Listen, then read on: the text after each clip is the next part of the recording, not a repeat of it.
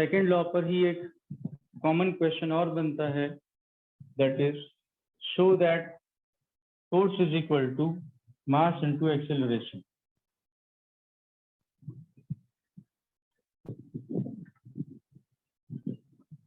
अक्सर ऐसा देखने में आया कि कहीं पर भी यदि ये पूछा जाए, कॉमन क्वेश्चन है what is second law of motion, तो मोस्टली बच्चे all of a sudden respond करते हैं force is equal to mass into acceleration, this is second law of motion. But fact है कि this is the result of second law of motion. Second law of motion यही है कि force is proportional to the rate of change of momentum, ये second law. ठीक है, rate of change of momentum जितना ज्यादा होगा उतना ज्यादा फोर्स होगा, rate of change of momentum जितना स्लो होगा उतना कम फोर्स होगा। ठीक है, इस तरीके से हमें इस लॉ को स्टेट करना है, बताना है।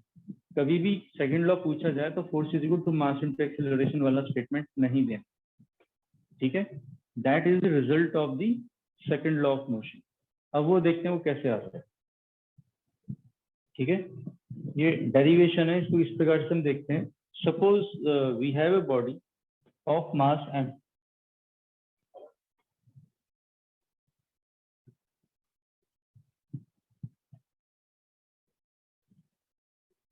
body of mass m moving with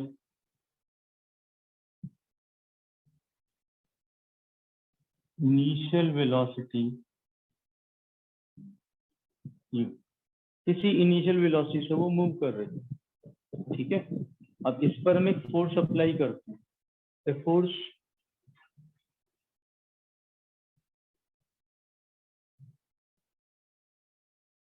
F is applied on body।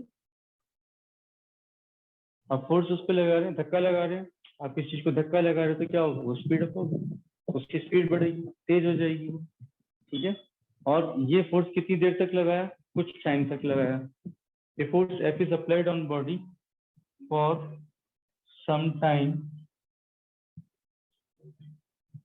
Delta T. Delta T time के लिए उसको फोर्स लगाया गया। तो डेल्टा टी टाइम के बाद उतना फोर्स डेल्टा टी टाइम तक लगाने के बाद बॉडी की वेलोसिटी कितनी हो जाती है, उसको देखते हैं। द फाइनल वेलोसिटी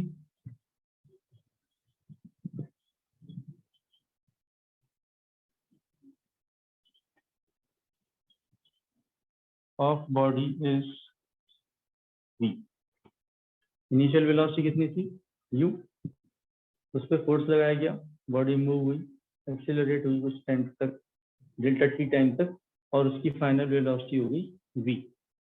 ठीक है, तो उसकी initial what is it's initial momentum, therefore initial momentum is pi, that is m into u। final momentum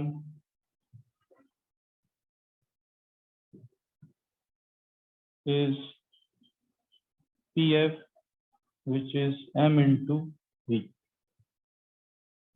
ठीक है, तो चेंज इन मोमेंटम कितना हो गया, therefore change in momentum is pf minus pi, which is equal to m into v minus m into u। So m into v minus u.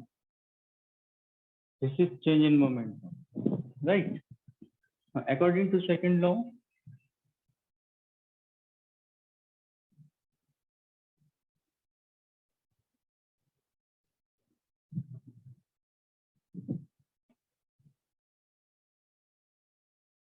force is equal to delta p upon delta t। So delta p we have m into v minus u upon delta t, which is equal to m into delta v upon delta t। Rate of change of velocity. What is rate of change of velocity? The rate of change of velocity is for acceleration. So force is equal to mass into acceleration. इस प्रकार से आपको derivation बना के देनी है। ठीक है, ये समझ में आया, सिंपल सी डेरिवेशन है। ये चीजें इनिशियल कंडीशन, ये वाली चीजें क्लियर बतानी है, उसके बाद फिर आसान।